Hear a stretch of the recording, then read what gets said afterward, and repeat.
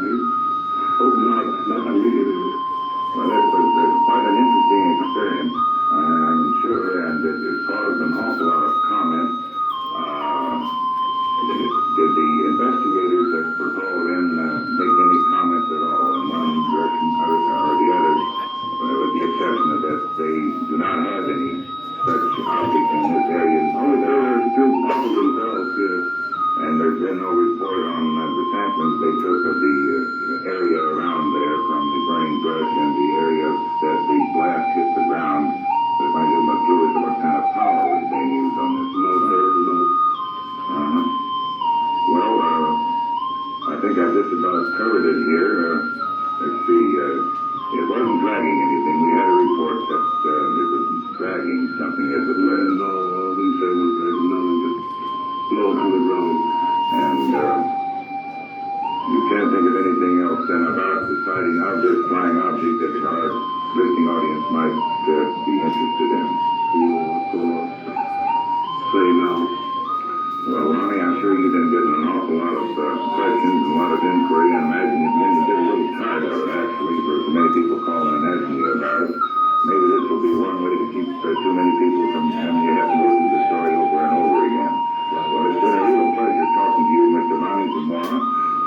This is the gentleman, this is Royal Patrolman, that Friday at around 10 minutes to 6, come upon an object, a flying object, an unidentified flying object, as the government prefers to call them.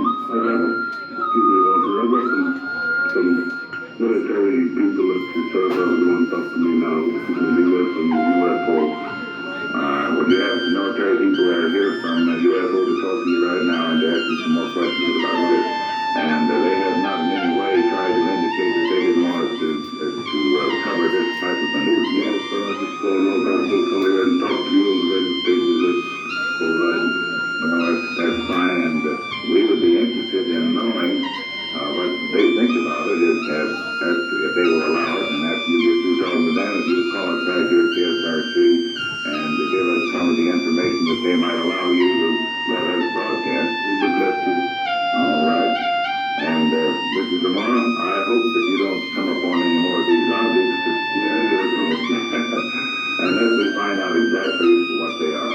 So it's been a pleasure, Mr. Zamora, having you in our studios, and we want to thank you, and I know our listeners thank you, and this is expressed by the great number of cars that are out here in front of our studios just to get a glimpse of what we might call a so-called celebrity right at the moment. Thank you again, Mr. Zamora. It's been very nice having you in our KSRC studios. You've just been listening to a KSRC radio special featuring an interview with Mr. Ronnie Zamora, the patrolman here in Chicago, that sighted a unidentified object that flew away when he drove around.